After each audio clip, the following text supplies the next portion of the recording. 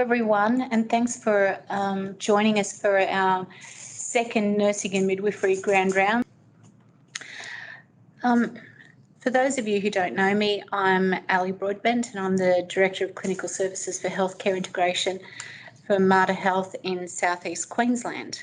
And as I mentioned, this is our second Nursing and Midwifery Grand Rounds, and thanks for joining us. You can see the agenda up on the screen. So for those of you who are new to Nursing and Midwifery Grand Rounds, this started as an initiative for the Year of the Nurse and Midwife as part of the South East Queensland Nursing and Midwifery Council. The first one was in July, which was a great success, and thank you for those who participated then. And we'll be having another Grand Rounds in November.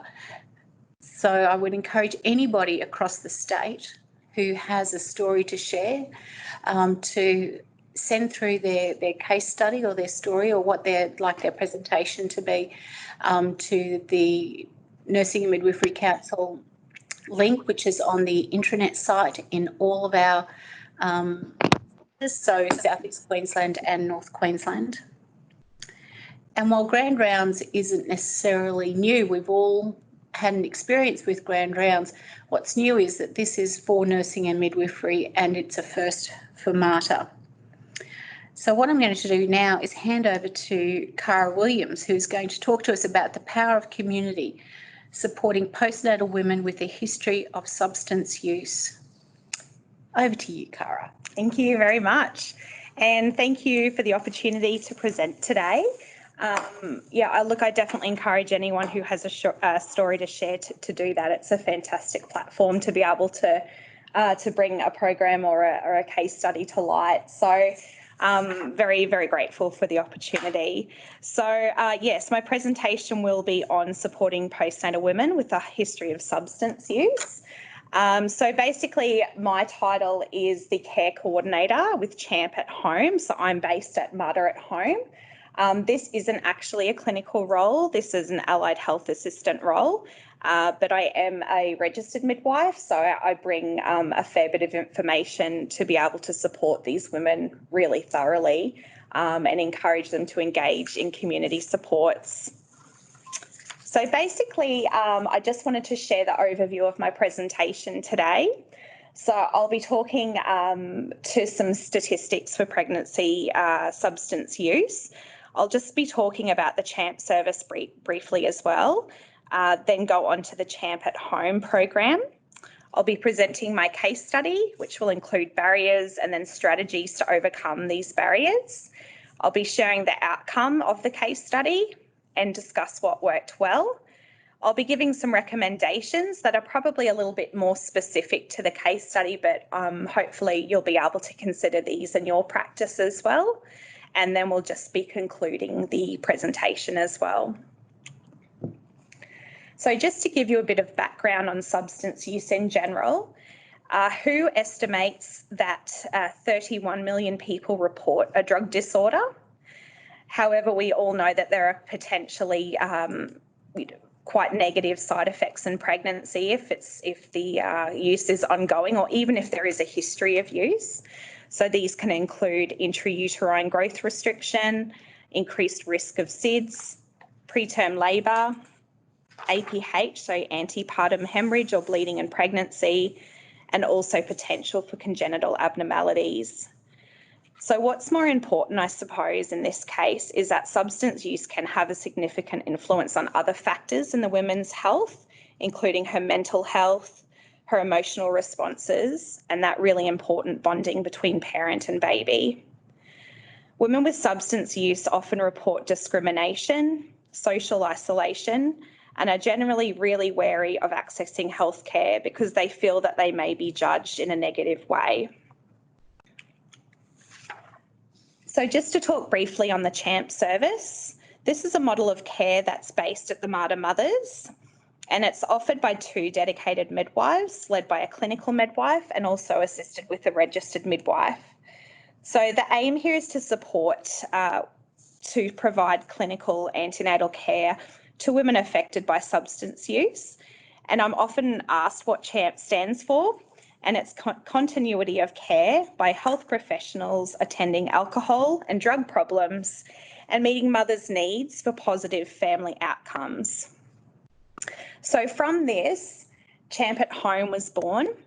I'm funded by PHN, Primary Health Networks, and they actually realised that there was a gap for these women when they returned home with the baby. There was a wariness of wanting to engage with community supports, and they were wanting to try and find a way where they can offer some home visits or some kind of support for these women once they've returned home for the baby. So knowing the good work that the CHAMP service was doing, PHN have actually granted funding, and that began in April 2019. And what we do with CHAMP at Home is we offer continuity of care as an extension of that CHAMP service. So basically, even though I will meet the women antenatally, the majority of my work is done in the postnatal period.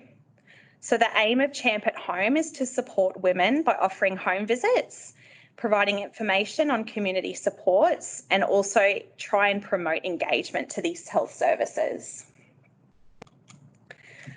So this is a quick snapshot of how CHAMP at Home runs and the referral pathway. So all of our referrals come from the CHAMP midwives. We don't accept external referrals. Even though we've had interest from other hospitals and services in the community, we're just getting the referrals from CHAMP. Normally what I'll do is visit the antenatal clinic and aim to meet any potential clients around 31 or 34 weeks. Part of the service is that I'll attend the fortnightly case meetings, and this is a really good opportunity to discuss potential referrals as well. If I've met the woman and she's consented to the service, I'll also offer a postnatal ward visit just to get some nice face-to-face time, and quite often it's nice for them just to have a friendly face to say hello to. We've also seen that there's an alternative through pastoral care. So if, for example, because the service is Monday to Friday with CHAMP at Home, pastoral care also have the option to visit them over the weekend if I feel like they're particularly socially isolated or don't have the support from family or friends. Following this, I'll liaise with the CHAMP home care midwife, who will tell me when she's discharging the client, and then that's when I'll actually follow up with her myself. So first visit, our initial visit with the woman is normally around 4 weeks postnatally.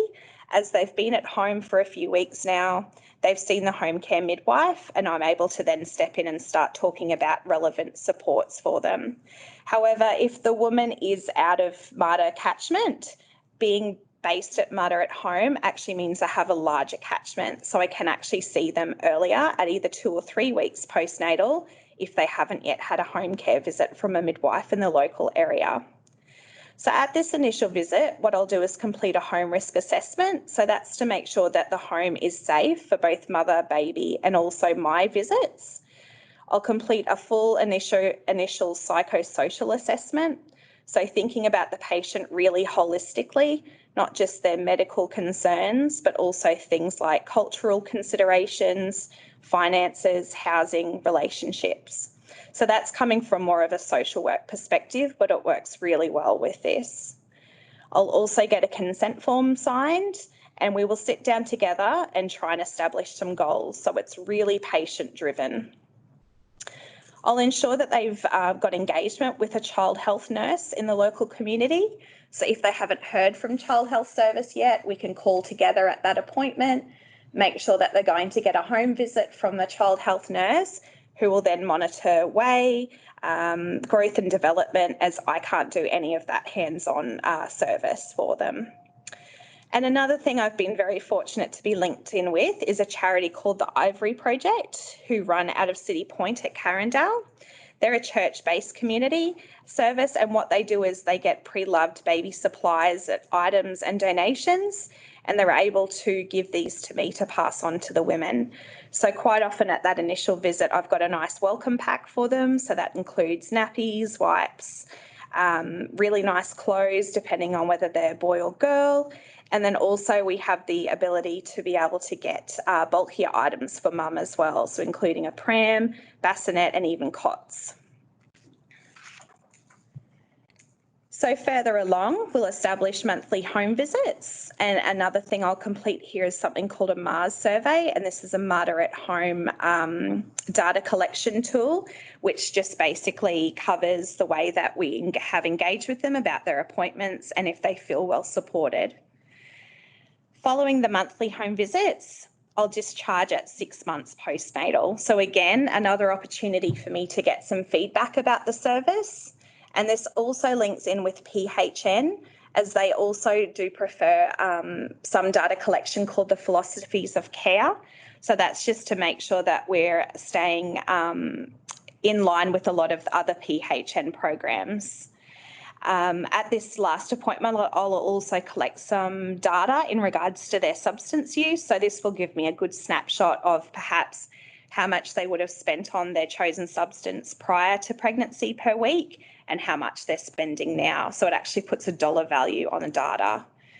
I'll also just collect any data about community engagement. So the services that I've referred them to, were they helpful? Were they relevant? And then also just ensure that they have ongoing support for mental health. As far as I'm concerned, there are a couple of reporting things I need to ensure I get as well. So monthly statistics are done, PHN requests quarterly reports from me, and then once a year there's also quite a big chunk of data that I have to submit through PHN and also AIHW. For professional development, for anyone interested in this particular field, there's some fantastic and free opportunities. So Insight is, again, funded by PHN and I believe Queensland Health also, and that's specific to AOD care. But there are some really fantastic webinars and online modules that you can work through in relation to pregnancy. For myself, Mater Education have had some fantastic online webinars and modules that I've worked through that have been quite relevant to this service. And other professional development opportunities that I've engaged in have been Parent Aid, MICA, and Lives Lived Well. So now on to the case study. So today I've chosen a case and I have gained her consent, but she just would like me to de-identify herself. So her name is Vicky and her partner Jake. At the time, Vicky was a 35-year-old woman who just had her first baby. She had continued to use tobacco during her pregnancy, but had ceased alcohol use when her pregnancy was confirmed. She had also disclosed prior cannabis use. As far as her mental health was concerned, at that particular time, she had no concerns.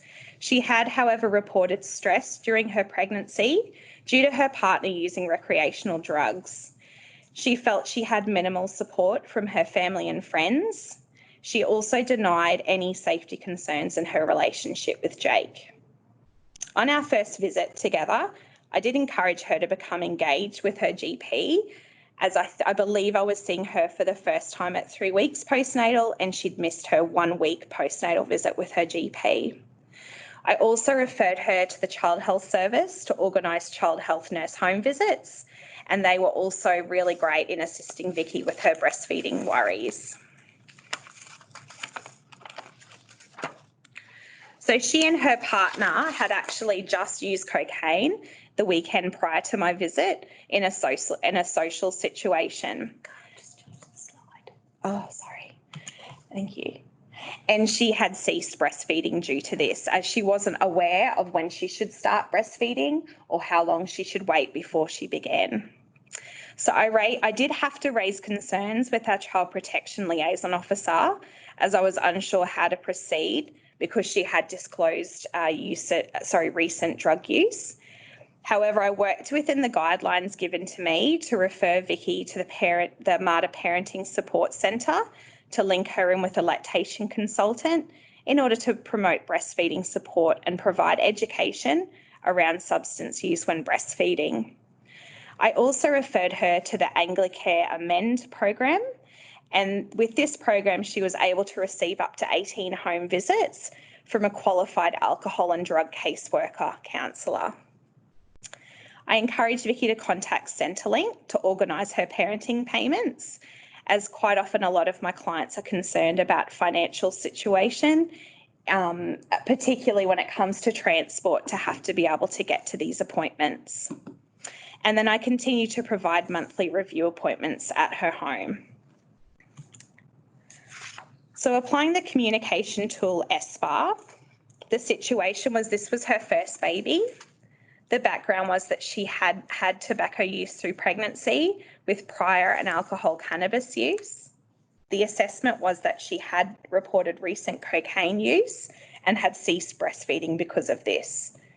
The recommendations was that I provided information on breastfeeding and substance use, organised a referral for AOD counselling, and provided ongoing assistance with relevant community supports about parenting and finances. So the main barriers overlooking this case study was to make sure that I actually had ongoing access with the client and didn't just leave the situation as it was. Continue the communication even between visits. Make sure that the services I organised for her were effective and appropriate. Address any wait list for the services that I referred her to. Discuss transport options for her to actually attend these appointments, but also focus on, building and maintaining rapport. So when looking at these barriers, the strategies that I came up with were with client access, just to ensure that I maintained ongoing and consistent contact. So if I said I was going to follow up, I would actually follow up. With communication, just being a little bit flexible. So going on a home visit when it suited her, texting if she couldn't get to the phone, or even sometimes offering a phone consult if the home visit wasn't going to work for her. With the appropriate services, making sure that I'm actually discussing what services are available and actually being able to give some background information on the services. For the wait list, once she decided on a service she wanted to access, actually making a phone call and speaking with the service directly to make sure that they understood she was a priority for me. With the transport options, trying to give her a bit of empowerment in the situation. So trying to think about problem solving that issue with her, but letting her take the lead there. And with the client rapport, establishing client goals together and making sure it's patient focused. So the outcome for this particular case was that she was successfully supported by us for up to 6 months following the birth of her baby. She did re-establish breastfeeding with the support of the MARTA Parenting Support Centre and also the Australian Breastfeeding Association 24-hour hotline. She engaged with the Amend program with a total of 8 home visits supporting her with education and counselling surrounding her substance use. The Department of Child Safety did not investigate any further. 6 months into the postnatal period, Vicky returned to work for 2 days a week and continued to engage with the local health clinic through the drop-in clinics, and also she engaged in the parenting group as well. So on reflection, let's think about perhaps what worked well here. So being able to support the client by being flexible, reliable, and making sure that I'm using active listening in our engagement. Collaborating with relevant services in the local community is really important to most of the women that I support. Making sure to include the client's family and friends if appropriate. Work together to establish short, medium and long-term support systems for her overall well-being, and to ensure to build confidence with her parenting skills. And again, I suppose with all clients, it's a really good opportunity to be able to build on professional development experiences for myself. So thinking about these strategies and outcomes and how they've aligned with the MARTA values, so striving for excellence, acting with compassion and integrity, and promoting dignity. So recommendations would be just to take time to establish those patient goals, but know that you need to alter them throughout the journey, because what you start with might not be where you end up with. using therapeutic communication, so going back to those basic communication strategies when we have contact with clients or patients. So active listening, non-verbal cues, so nodding, saying yes to make sure that they know that you're listening to them, maintaining eye contact and having an open body posture. And then I just encourage everyone to consider your patient as a holistic person. So think not only about the task that you're doing here, but what their background might be and how that might actually affect the way that they're communicating with you or acting in a certain way. So I suppose with my home visits, I'm able to get a bit more of an insight into how they live and how they work. So their relationships, their finances, their family background, where they're living, what support they might have available or even support they don't have available. This really helps me just to maintain that rapport with them as well. And I suppose this is probably where I struggle the most, is having to consider the difference between supporting them but empowering them as well. So there does come a time in those 6 months where our relationship changes and I go from supporting them to them now having control but just using me as a bit of a backup, which is a really nice position to be in. So think about how you can empower your patients as much as possible, but just for them to know that you're there to support them as well. So to conclude my presentation, I just wanted to highlight that Champ at Home is a fantastic program that I've been very fortunate to be involved with since the beginning. And basically what we do is we offer support with home visits up to 6 months postnatally. We work with clients to achieve patient goals and we use community services as much as possible. So sometimes a small part of my role can be actually getting to know the community services directly so that I can understand what they do and find out how relevant they can be for the clients that I work with. And hopefully this case study has been able to offer a bit of an insight into the diversity that I see as well for a lot of my clients. So not only are they quite often first-time mums, but that they're basically coming across any struggles that comes with parenting. They've also got either prior substance use or current substance use. They have mental health, sometimes undiagnosed. And then other potential impacts on wellbeing. So this can be as serious as domestic violence, sexual assault, and not feeling safe in their home as well. So on a positive note, Champ at Home is being funded now until July 2022 from PHN, so that's really exciting. The program will continue. And I hope that I've been able to give you a bit of an insight into a day in the life of Champ at Home.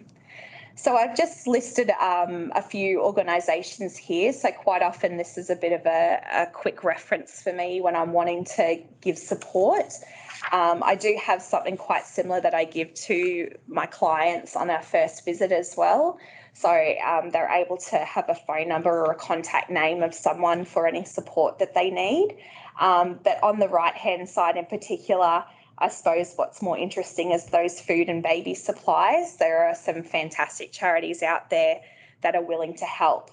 So quite often, a lot of my women, if they ask for specific items, they're not having to go without, which is really nice.